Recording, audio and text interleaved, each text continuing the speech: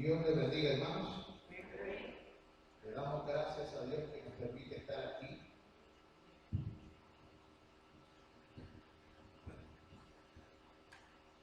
A Dios que nos permite estar aquí los unos con los otros, practicando las alabanzas aquí en la tierra, para cuando también estemos allá en el cielo.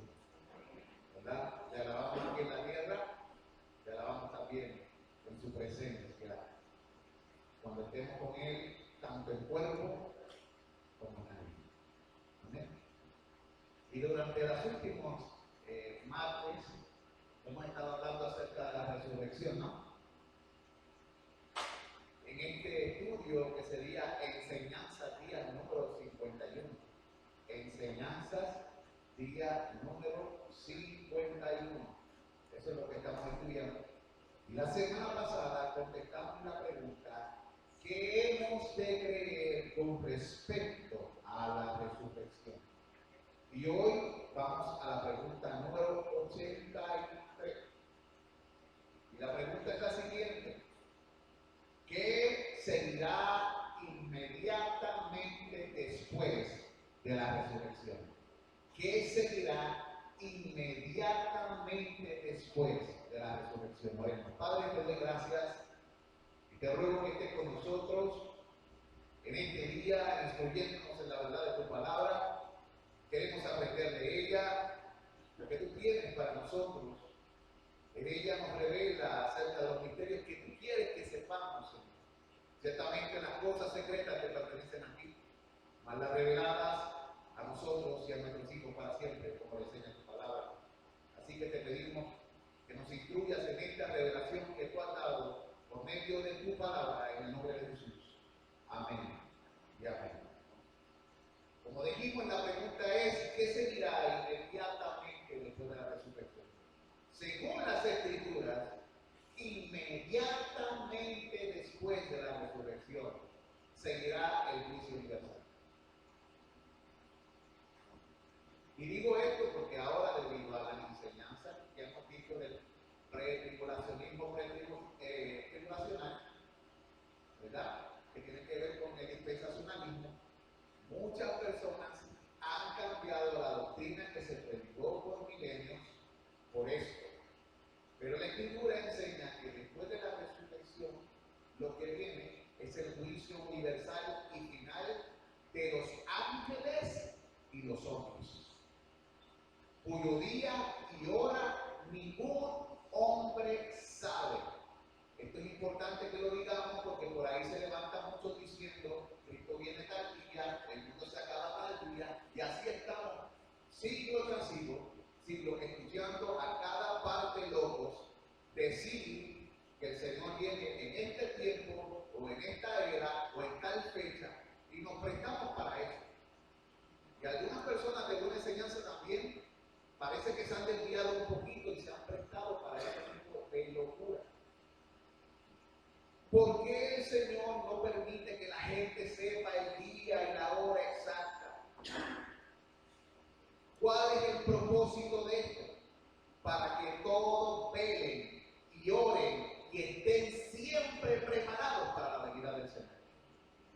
Repito, el propósito que el Señor ha dado para que la gente no sepa, porque la gente es muy curiosa, es que se mantengan velando y en oración. Velar y orar es un mandato que se repite en la Escritura para muchas cosas.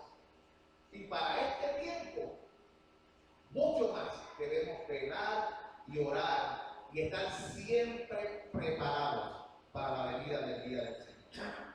Mire, amado, si nosotros vamos a la Escritura, a Primera de Pedro,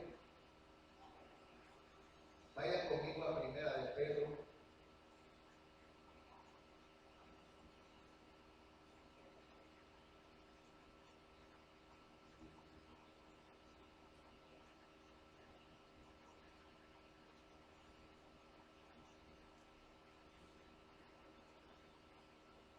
Segunda de Pedro, hermanos, capítulo 3. Segunda de Pedro, capítulo 3.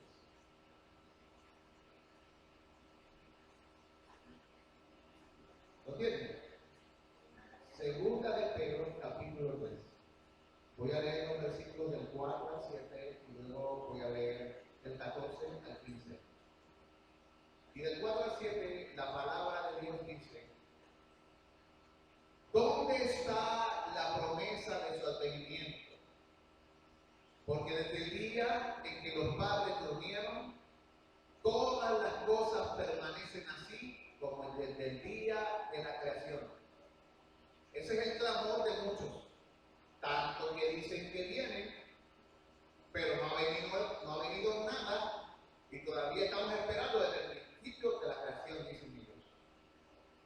El apóstol Pedro dice: estos ignoran voluntariamente que en el tiempo antiguo fueron hechos por la palabra de Dios los cielos y también la tierra, que proviene del agua y por el agua subsiste, por lo cual el mundo de entonces pereció anegado o ahogado en agua, pero los cielos y la tierra que existen ahora están preservados por la misma palabra, guardados para el fuego en el día del juicio y de la perdición de los hombres impíos.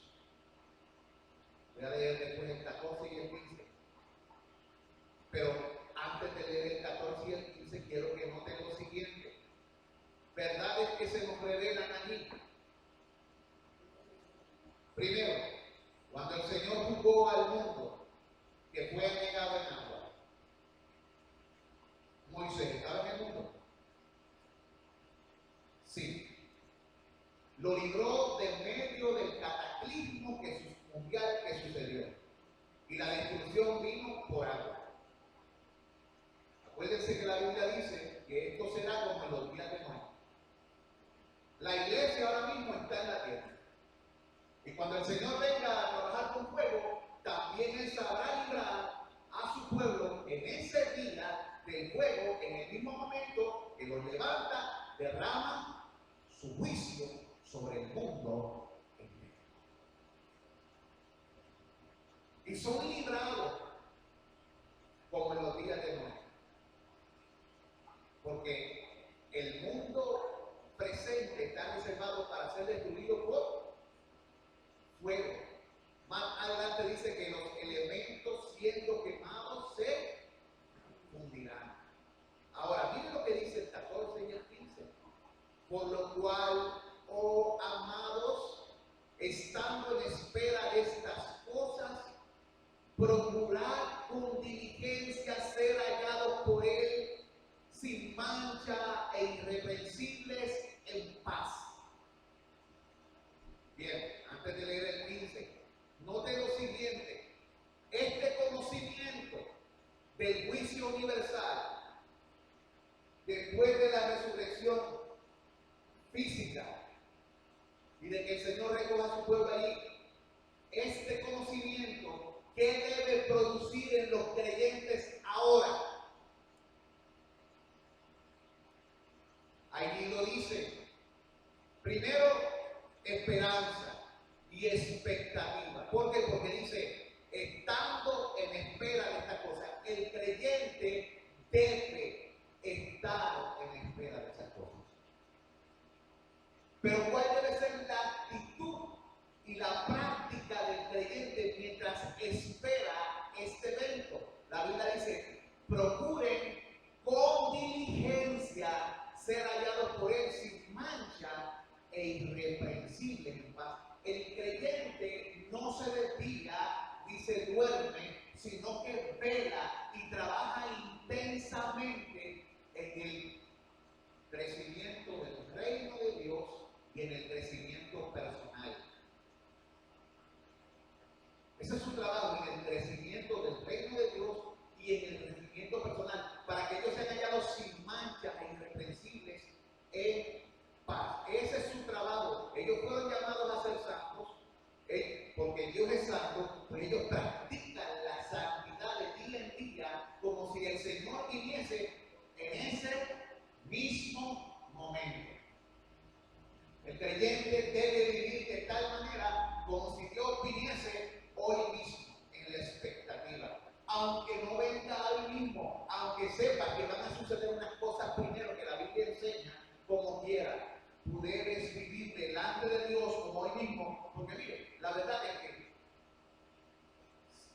Si todavía Él no ha venido, tiene sus razones, pero eso no significa que tú no vayas a Él antes. Hoy puede ser el día de tu encuentro con Dios. Hoy tú puedes partir por alguna circunstancia con Dios. Por lo tanto, independientemente sea que Él venga y tú estés vivo, o que tú vayas a Él y Él todavía no haya llegado, el creyente siempre debe vivir irreprensible y sin mancha en paz. No debe descuidarse, no debe decir como el siervo malo, el Señor tarda en regresar.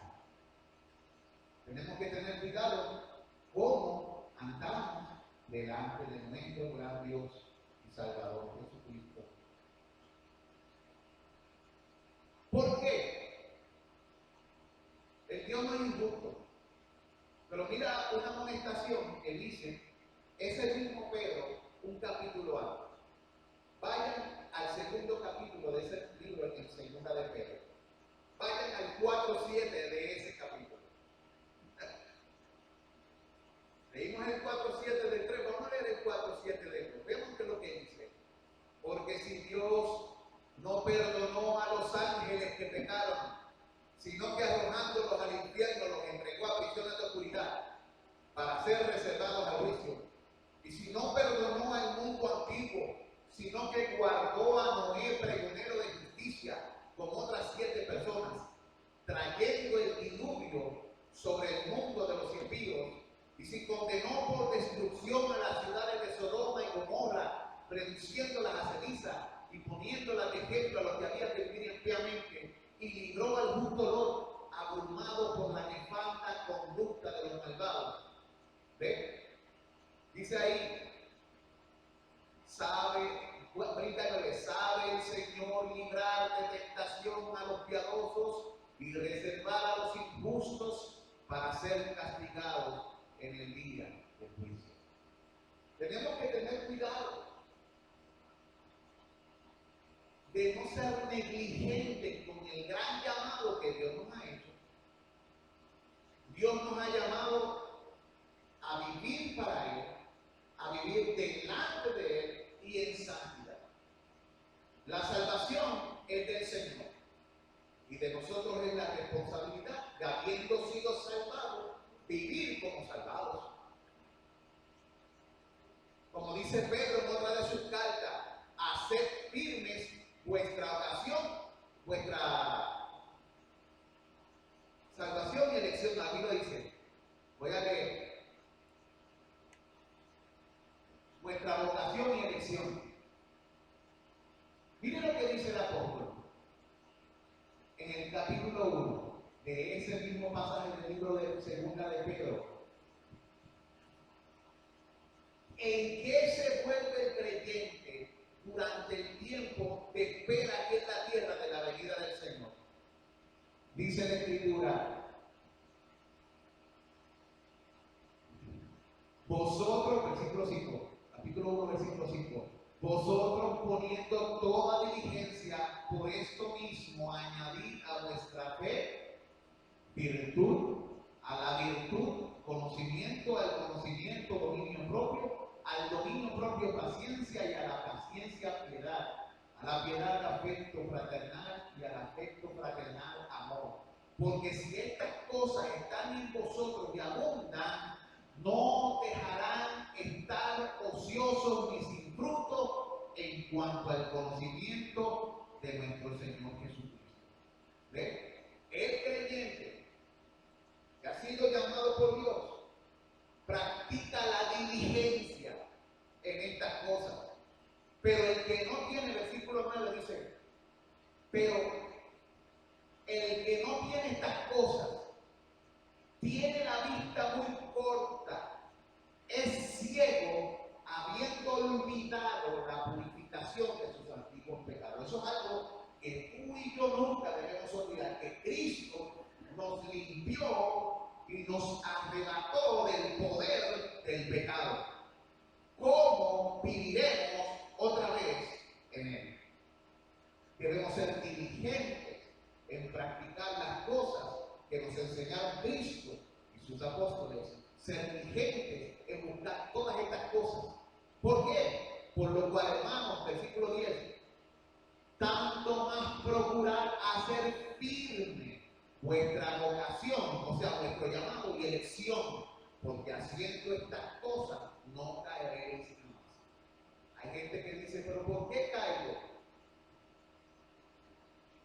Pues porque no haces esas cosas, porque no eres diligente en esas cosas, porque el Espíritu Santo te dio poder, amor y dominio propio cuando vino sobre tu vida para practicar estas cosas. Y si no las practicas, es por negligencia, es por indiferencia, es por pereza, es por vagancia, o sea, por pecado. Pero Dios nos manda a nosotros, sabiendo que el juicio universal se presenta, a practicar estas cosas y a hacer firme nuestra vocación de elección. Mira lo que dice el 11, porque de esta manera os será otorgada amplia y generosa entrada en el reino eterno de nuestro Señor y Salvador Jesucristo. Amados, sabemos que la salvación es por gracia, pero la gracia nos hace gente que practica la santidad. La gracia nos transforma para la justicia, nos capacita para andar en vida nueva. Por eso nunca podemos usar la gracia como una excusa para el antinomismo. Nomos significa ley. Antinomismo, practicar una vida sin ley, libertina. Nunca en las Escrituras se nos da cuerda para que hagamos lo que queramos. No. Si hemos conocido al Señor, la palabra del Señor nos dice en otra de las cartas apostólicas, teniendo este sello, conoce el Señor a los que son suyos y apártese de iniquidad todo aquel que invoca el nombre de Jesucristo. ¿Lo estamos captando?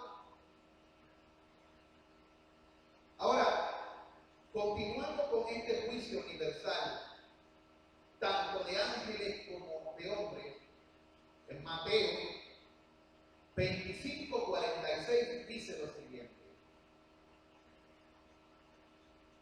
Mateo 25:46.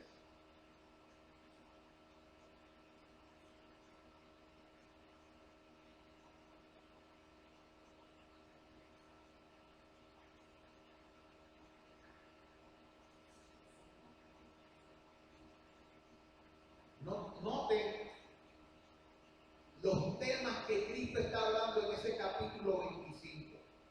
Primero habla de las parábolas de las 10 vírgenes. Luego habla de los talentos para ver cómo estamos usando lo que Dios nos dio.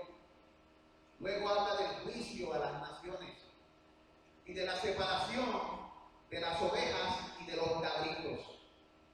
Y en el versículo 46, el texto dice, e irán estos al castigo eterno y los justos a la vida eterna. Dios nos dice que inmediatamente después de la resurrección viene ese juicio y el juicio determina una cosa: quiénes irán al castigo eterno y quiénes irán a la vida eterna. Jesucristo manda a los benditos de su Padre, los que recibieron el amor de la verdad para ser salvos, los que creyeron en el Hijo y pusieron toda su esperanza en el Mesías. O sea, los justos a la vida eterna. Pero aquellos que no recibieron el amor de la verdad para ser salvos, sino que se complacieron en sus pecados y vivieron para sí en este mundo, Dios le llama cabritos. Y dice que ellos irán al castigo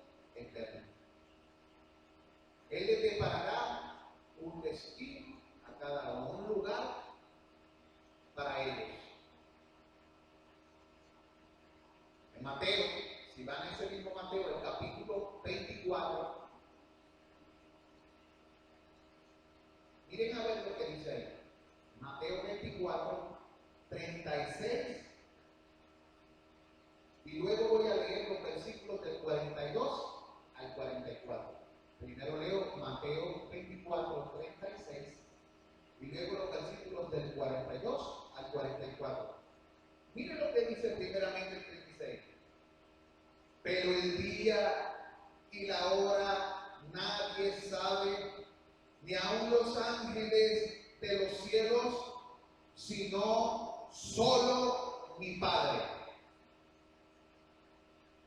Esta afirmación hecha por Cristo debe grabarse en nuestro corazón.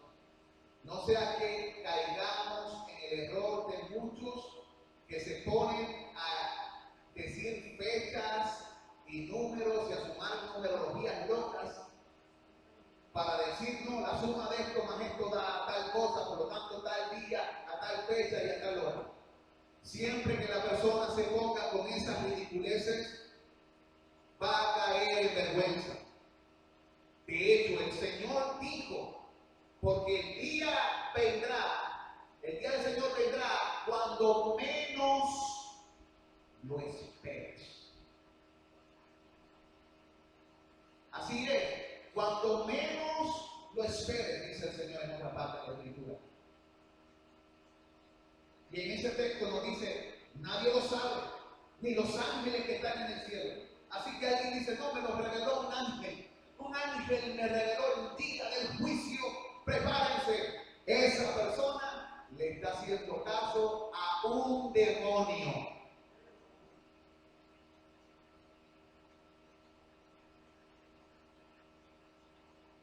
O a la imaginación de su corazón. Porque ya el Señor de la gloria dijo que ni los ángeles lo sabían. Ellos están esperando el momento igual que tú y yo. Ellos están esperando la fecha igual que tú y yo. No se dejen engañar por estos falsos maestros. Son charlatanes. Pero siempre permanezcan velando y con diligencia creciendo en el conocimiento de nuestro gran Dios y Salvador Jesucristo. Eso es nuestra labor aquí en la tierra. Crecer en Él, conocerle a Él y darle a conocer. Esa es nuestra labor. Conocerle a Él y darlo a conocer. Mientras Él se presta a venir cuando le plazca. Amén. Ahora, saltando a ese capítulo, en el versículo 42 al 44, notemos lo que enseña las Escrituras que debe ser nuestro trabajo, velar. Pues porque no sabéis a la hora que ha de venir vuestro Señor. ¿Quién está diciendo eso? Jesús. Por eso, ¿verdad? Acuérdense que dijimos que la razón por la que debemos velar y estar preparados es precisamente porque no sabemos ni el día ni la hora. Lo dijimos al principio en la definición a la contestación de esta pregunta, pero vemos como el mismo Jesús nos habla en su palabra y nos dice, velen, estad alertas, estad prestos, estad apercibidos, porque no sabéis a qué hora ha de venir vuestro Señor. Pero sabed esto, que si el padre de familia supiese a qué hora el ladrón habría de venir, velaría y no dejaría minar su casa. Por tanto, también vosotros estad preparados, porque el Hijo del Hombre vendrá a la hora que no pensáis. ¿Quién dijo eso? Jesús. Por lo tanto, una persona que se pone a decir fechas, no importa lo consagrado o gran ungido que usted crea que es, y comienza a hacer este tipo de afirmación, es un falso maestro y profeta. Ha contradicho las Escrituras y las enseñanzas del mismísimo Hijo de Dios. No es un representante de Cristo. Esa persona habla mentira.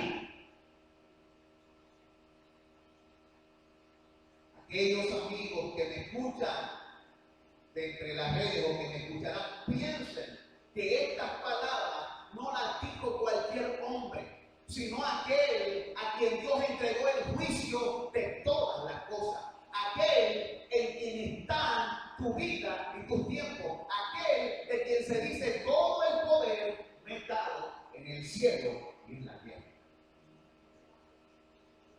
Él es la sabiduría, Él es el conocimiento, Él es el poder de Dios con nosotros. Él ha hablado y su palabra es el fundamento firme en el cual deben afirmarse todas nuestras confesiones, todas nuestras convicciones y todas nuestras creencias. Amén. Aleluya. Lo que nos lleva a la pregunta número 84. Si alguien pudiera traer una botellita de agua, te lo voy a agradecer. En la pregunta 84 dice la palabra del Señor: ¿qué se hará a los malvados en el día del juicio? Acuérdense que estamos hablando del juicio universal. Por lo tanto, primeramente vamos a hablar de lo que se hace por los malvados y luego, si nos da tiempo, hablaremos de lo que se hace por los justos. La pregunta 84: ¿qué se hará con los malvados en el día del juicio? En el día del juicio, los malvados serán puestos a la izquierda de Cristo. Así lo dice la palabra. Gracias, hermano. Fíjate lo que hacemos.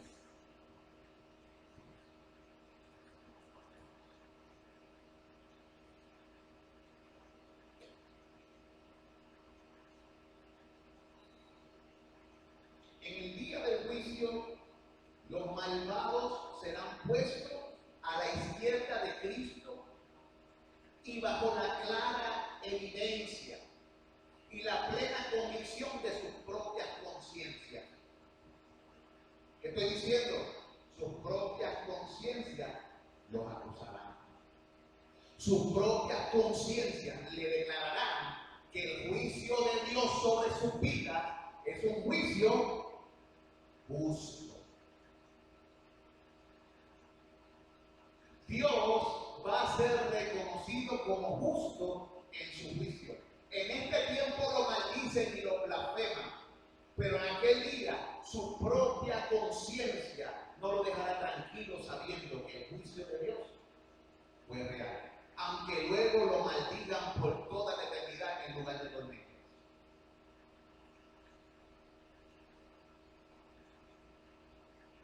Ellos recibirán la temible pero justa sentencia de condenación pronunciada contra ellos: malditos de mi Padre.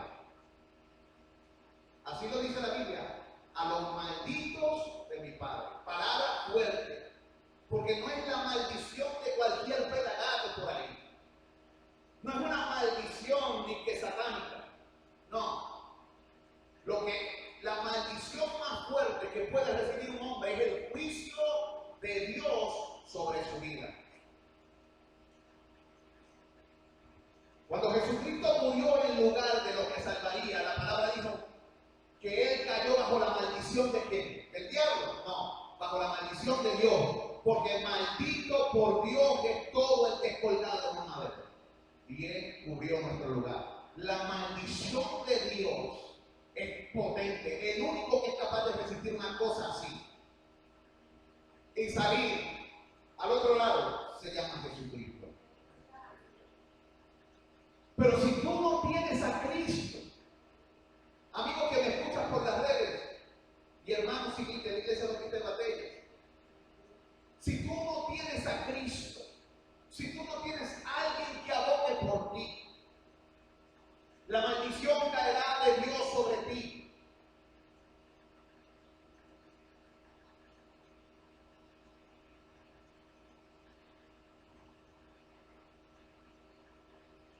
Recibirás una justa sentencia de condenación. Entonces serán echados fuera de la presencia benéfica de Dios y de la compañía gloriosa de Cristo, de sus santos y todos los santos ángeles, e irán al lago de fuego, donde serán castigados con tormentos indecibles, tanto en el cuerpo como en el alma, con el diablo y sus ángeles para siempre. Esto no es poca cosa. Los para siempre de Dios son hermosos cuando están en Cristo, pero fuera de Cristo los para siempre de Dios son horrenda cosa. Ahora, ya dimos la definición a esta, o la contestación a esta pregunta. Vamos a ver si lo que hemos dicho es una realidad o me lo inventé. Vamos a las Escrituras y seamos nobles, seamos verianos, para ver si estas cosas son así. Primeramente, en Mateo 25, versículos del 31 al 33, la Biblia dice, Mateo 25, versículos del 31 al 33. Cuando el Hijo del Hombre venga en su gloria y todos los santos ángeles con él, entonces se sentará en su trono de gloria y serán reunidas. ¿Cuándo va a ser eso? Cuando Él venga con sus santos ángeles a hacer juicio, recogerá los suyos y les derramará sobre la tierra. La Biblia lo enseña. La gente ahora separa eso, eso no hay que separarlo. Eso sucederá en su segunda venida. No una venida invisible inventada, que no aparece en la Escritura, que es una malinterpretación del texto en su contexto.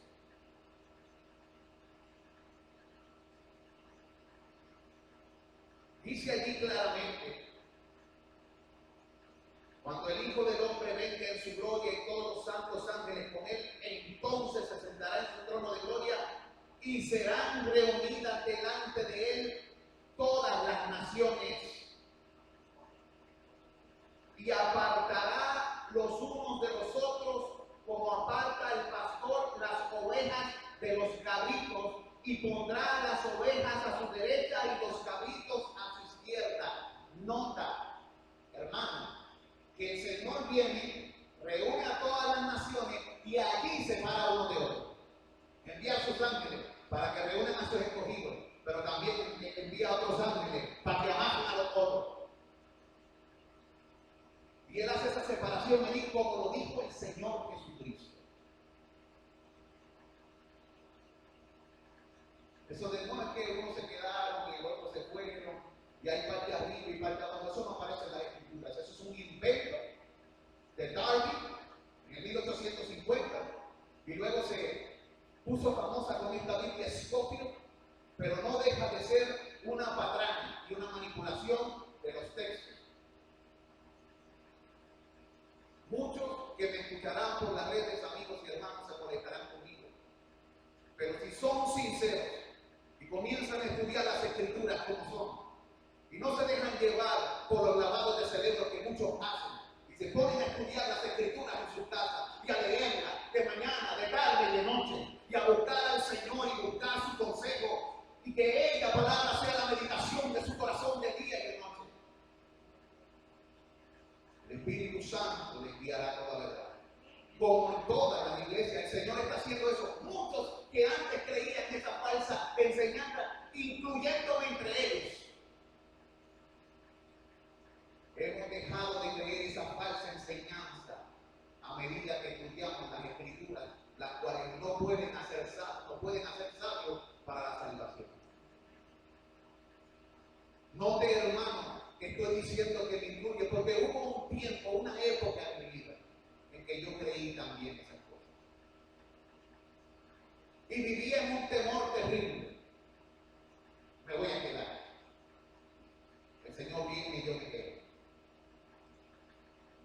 Esa no es la clase de seguridad que enseñan las Escrituras. Allí claramente dice que el Señor, esto es Jesús hablando, esto no soy yo, esto no lo dije yo. El Señor hablando dice que reunirá todas las naciones, que apartará los unos de los otros, como aparta el pastor a las ovejas de los cabritos. Así que mira, las ovejas y los cabritos van a estar allí. Y en ese día, sí, el Señor llevará los suyos, apartará las ovejas y derramará su juicio sobre los cabritos. Y les deparará su suerte o su sentencia. ¿Ve? Entonces, continúa diciendo el texto.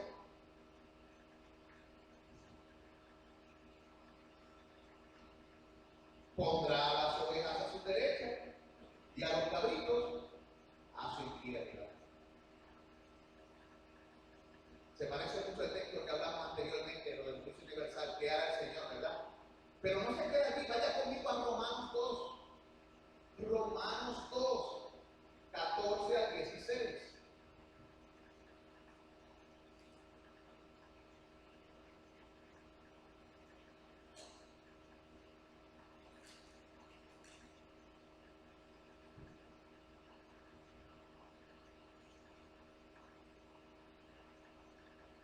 Una de las cosas que mencionamos es que a la luz de las evidencias del juicio de Dios, estas personas serán acusadas plenamente por la convicción de sus conciencias. Cuando vamos a Romanos 2, el apóstol Pedro, para contradecir a los judaizantes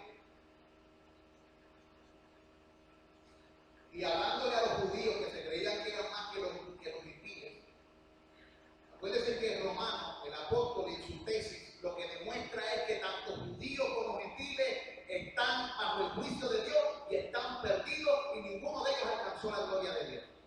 Unos, sabiendo las promesas, pecaron. Otros no las sabían e hicieron lo que su conciencia le dictaba. Y dice en el capítulo 2, versículos 14 al 16, porque cuando los gentiles que no tienen ley hacen por naturaleza lo que es de la ley, estos, aunque no tengan ley, son ley para sí mismos, mostrando la obra de la ley escrita en sus corazones, dando testimonio en su conciencia y acusándoles o defendiéndoles su razonamiento en el día que Dios juzgará por Jesucristo los secretos de los hombres conforme a mi evangelio. Hay gente que serán acusados por su propia conciencia y algunos buscarán razonar. Pero finalmente, amados hermanos, ya sea judío o gentil, si la confianza de esa persona está en sus obras, o en las bondades que hizo, o en las maldades que hizo, y no está en aquel que Dios envió como príncipe y salvador para dar perdón y arrepentimiento, esa persona será condenada en ese día. El día en que el Señor juzgue con justicia según el evangelio que predicaba Pablo, que es el mismo evangelio de Jesucristo, que es el mismo evangelio que predicaron los apóstoles de nuestro Señor. Por lo tanto, nosotros tenemos que tomar en serio estas enseñanzas de Cristo.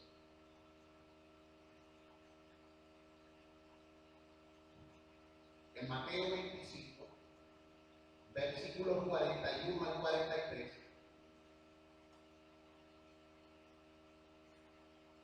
Jesucristo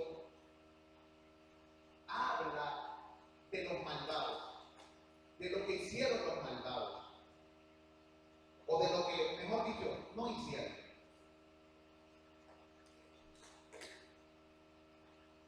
Los malvados nunca recibieron el amor de la verdad.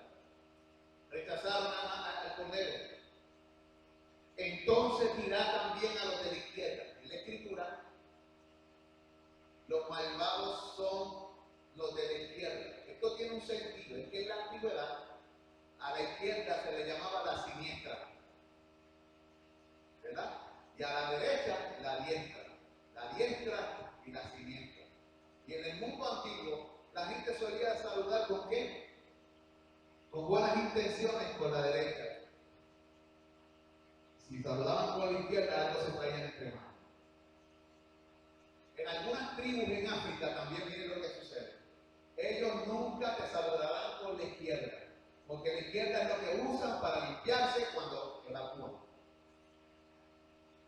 Y allí no existe papel de inodoro. Por lo tanto, ellos comen con la derecha, se limpian con la izquierda y saludan con la derecha. Gotitas del saber.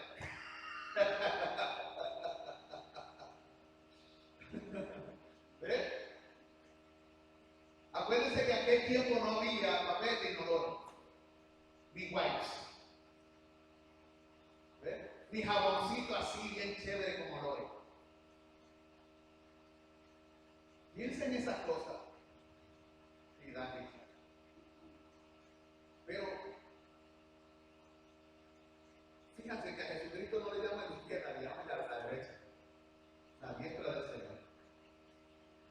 Porque cuando Él viene a tener trato con nosotros son tratos justos y buenos. ¿Entienden? Mire, amado, amén, Señor. Mateo 25, 41 al 43 dice: entonces diré también a los de la izquierda, apartados de mí. ¿Quién dirá eso? ¿Quién es el que lo dirá? El Señor. Dirá: apartados de mí, malditos. La esencia del amor es el que te va a echar. La gente ha ablandado a Jesucristo y lo ha puesto como si fuera un debilucho. No, el Señor es compasivo y amoroso, pero Él es justo. Si tú no quieres que Él reine sobre tu vida y no te inclinas al Hijo, tú lo encontrarás que se inflama de pronto su ira. Eso lo dicen las profecías de Jesucristo en el Salmo 2, pero también en el Nuevo Testamento el Señor lo hace saber. Y de momento dice: y vendrá y le dirán, apartados de mí, malditos, al fuego temporal. ¿Cómo dice? Eterno, ¿verdad? Eterno. Al fuego eterno preparado para el diablo y sus ángeles. Porque tuve hambre y no me diste de comer. Tuve sed y no me diste de beber. Fui forastero y no me recogiste. Estuve desnudo y no me cubriste. Enfermo y en la cárcel y no me vestiste. Fíjense que el Señor hace al hombre responsable del conocimiento, pero el desconocimiento no te hace inocente. Porque todo tiene un conocimiento de Dios. Lo que pasa es que algunos lo niegan y lo rechazan porque no quieren a Dios en su vida. Aquí vemos gente que sabía lo que tenían que hacer, pero decidió vivir para su propio deseo, para sí mismo, para sus sueños, para sus planes, para sus propósitos, para sus caminos. Cuando veía la necesidad, o tal vez recibía alguna vocecita, mira, a esto, lo negaba. O sea, se sentaba hasta que se le pasaba. Un momento, déjame sentarme aquí a ver si se me pasa. Ya se me pasó, ahora no hago que le haga. El creyente que es gobernado por el Espíritu Santo es dirigido y guiado por Él. Estas son las cosas en las que usa su tiempo. Mírenla, porque son cosas en las que el creyente usa su tiempo. El creyente no vive para sí, ni muere para sí. Vive para el Señor Jesucristo y vive para sus santos propósitos. y para su gloria. Él sabe que él fue creado para Dios.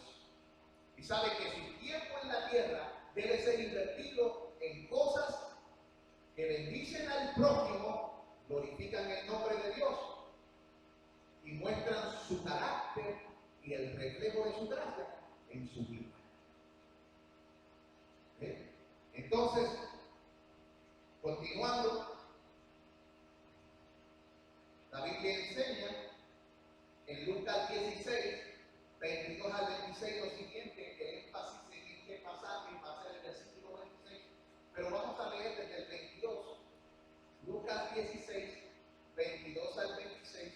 Acuérdense que estamos contestando qué se hará a los malvados en el día del juicio. Aconteció que murió un mendigo y fue llevado por los ángeles al seno de Abraham. Y murió también el rico y fue sepultado. Y en el Hades alzó sus ojos estando en tormento.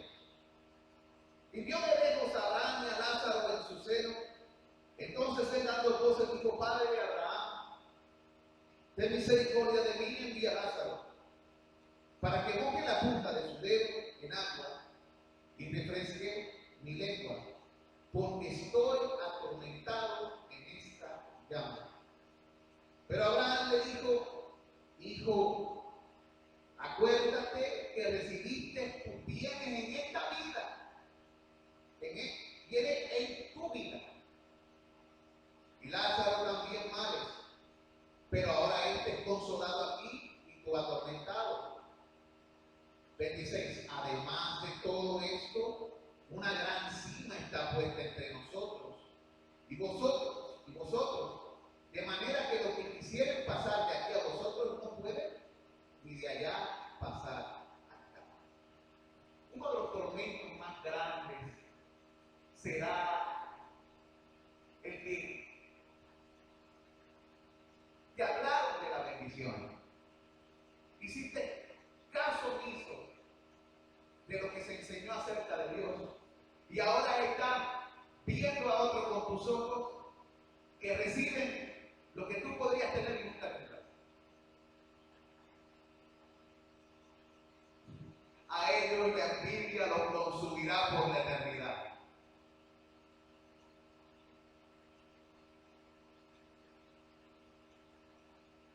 Eso está puesto allí para nosotros, para que sepamos que no es un juego. Más adelante en el capítulo, este hombre ruega que se le envíe a alguien de los muertos a la casa de sus hermanos para que ellos no vayan junto con él a esta llama que lo tiene atormentado. Padre Abraham les contesta que si no escuchan a Moisés y a los profetas, tampoco escucharán a alguien aunque se levante de los muertos. Amados hermanos, Jesucristo se levantó de entre los muertos. Lázaro se levantó de entre los muertos. El hijo de la viuda se levantó de entre los muertos. Y la gente lo vio con sus ojos. Glorificaron a Dios por un tiempo y luego siguieron en sus perversos caminos. El ver no salva a nadie. Si Dios no concede fe a ese corazón incrédulo, y si esa persona no cree en el Señor Jesucristo, esa persona estará perdida. Fue el mismo Señor Jesús que dijo: bienaventurados los que no vieron y creyeron. La Escritura misma enseña desde el principio que Dios ha puesto su palabra en un lugar alto. Lámpara es a mi pie tu palabra y lumbrera mi camino.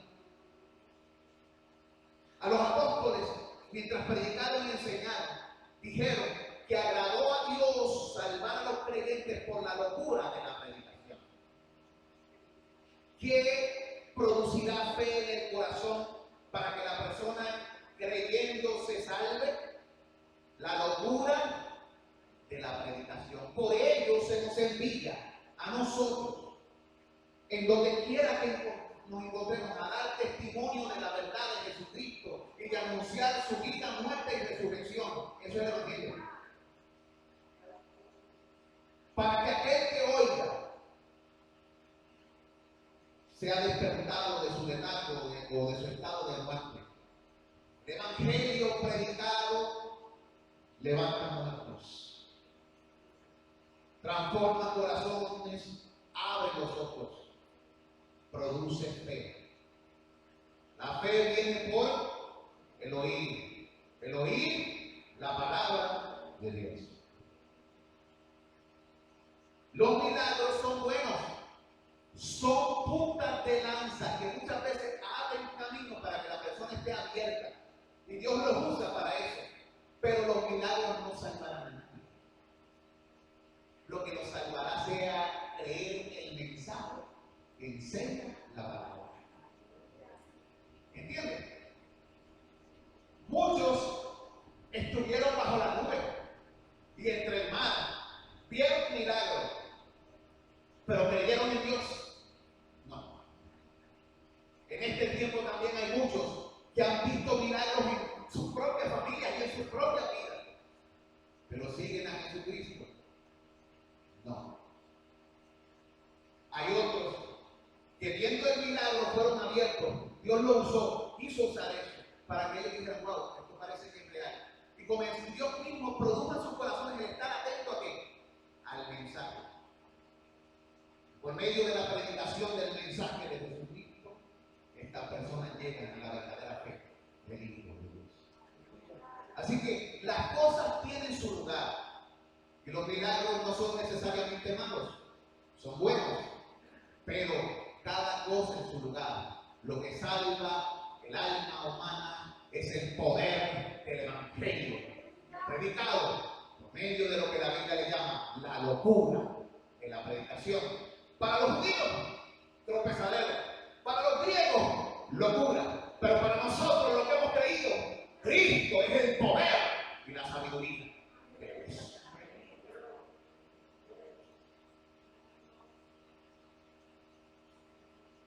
Quisiera continuar con el último versículo de esta noche, que se encuentra en 2 de Tesalonicenses, capítulo 1, versículos del 5 al 10. 2 de Tesalonicenses, capítulo 1, versículos del 5 al 10. Acuérdense que estamos diciendo que el día del juicio de los malvados serán puestos a la izquierda de Cristo. Y en una pregunta anterior, en el 83, dijimos que después de la resurrección venía el juicio universal. ¿De acuerdo? Y hemos visto que el Señor mismo es universal su juicio y separa uno de otro. Y dice que cuando Él venga a por su pueblo, con sus santos ángeles. Ahora vamos a ver si Pablo dice lo mismo. Lo dijo Jesucristo y lo han dicho diferentes apóstoles. Vamos a ver qué dice Pablo a la iglesia que está en Tesalonicenses, capítulo 1. 2 de Tesalonicenses, capítulo 1, versículos del 5 al 10. Los tesalonicenses estaban sufriendo. En Tesalonicenses, en el capítulo 1, en la primera carta, muchos de ellos, sabiendo que Cristo venía, dejaron hasta de trabajar. Porque decían que el Señor venía ya. Luego, en la segunda carta, el apóstol les arregla el asunto porque estaban confundidos. Y les dice exactamente. Pero en ese capítulo, 2 de Tesalonicenses, capítulo 1, versículo 5, le dice: esto es demostración del justo juicio de Dios para que seáis tenidos por dignos del reino de Dios, por el cual asimismo padecéis. Porque es justo delante de Dios pagar con tribulación a los que os atribulan. Y a vosotros que sois atribulados, daros reposo con nosotros. ¿Cuándo es ese reposo? Cuando se manifieste el Señor Jesús desde el cielo con los ángeles de su poder. Nota. ¿Cuándo es el reposo? Pero ¿cuándo también es el juicio. Además de todo esto, dice, dice, con los ángeles de su poder en llama de fuego. Fíjate que el Señor viene a dar reposo ese mismo día, pero ese mismo día viene con el resplandor de su venida en llama de fuego. Y dice, para daros reposo a nosotros cuando se manifieste el Señor Jesús desde el cielo con los ángeles de su poder en llama de fuego, para dar retribución a los que no conocieron a Dios ni obedecen el evangelio de nuestro Señor Jesucristo, los cuales sufrirán pena de eterna perdición, excluidos de la presencia del Señor y de la gloria de su poder, cuando venga en aquel día para ser glorificado en sus santos y ser admirado de todos los que creyeron. El mismo día, allí lo dice, el mismo día, el Señor vendrá en llama de fuego y los malvados sufrirán pena de eterna perdición, dice, serán excluidos de la presencia benéfica del Señor y de la gloria de su poder. Y dice, cuando venga en aquel día para ser glorificado también en quién, en sus santos, y ser admirado de todos los que creyeron, por cuanto nuestro testimonio ha sido creído entre vosotros. Pablo le estaba diciendo a los tesalonicenses claramente que esto va a ser así. El Señor viene, recoge a los suyos, allí mismo derrama su juicio. Por unos que le esperaban, él les ha mirado, porque era esperado. Por otros, el juicio de Dios le caerá con poder. ¿Cómo? Lo llaman en llama de fuego. ¿Y cuándo es? El mismo día que el Señor ve. Lo dice aquí el texto. Tal y como lo enseñó Jesús en los evangelios.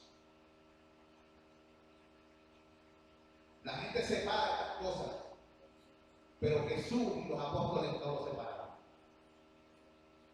Amados hermanos, hagámosle caso a Jesús, a la doctrina de Cristo y sus apóstoles, y a no los inventos que muchas veces la gente hace por su curiosidad.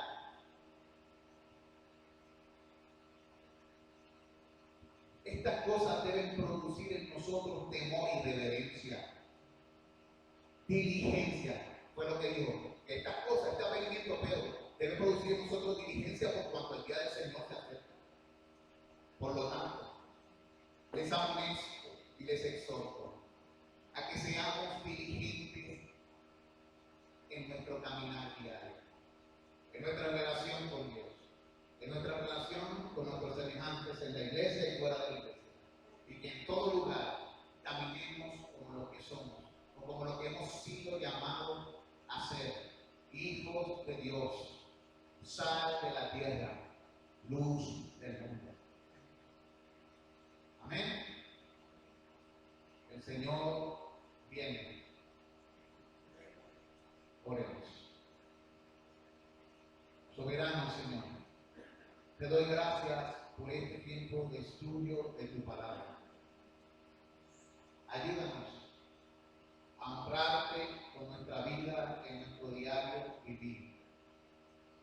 Perdona nuestros pecados y límpianos de nuestras maldades y rebeliones.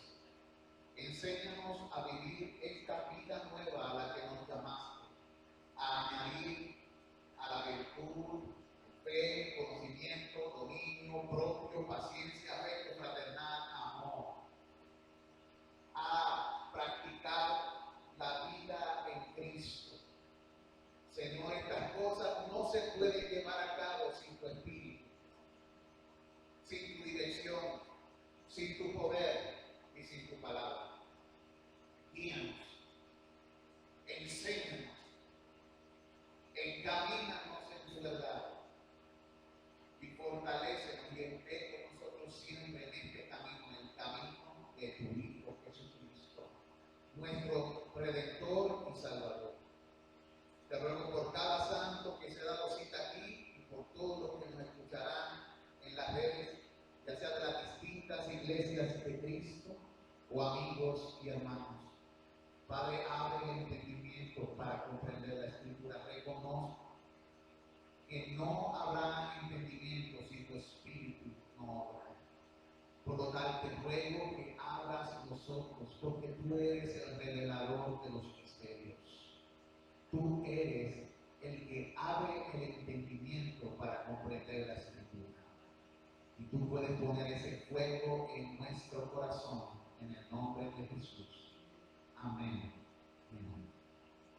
La gracia de nuestro Señor Jesucristo sea con cada uno de ustedes, hermanos. Salúdense en el amor del Señor.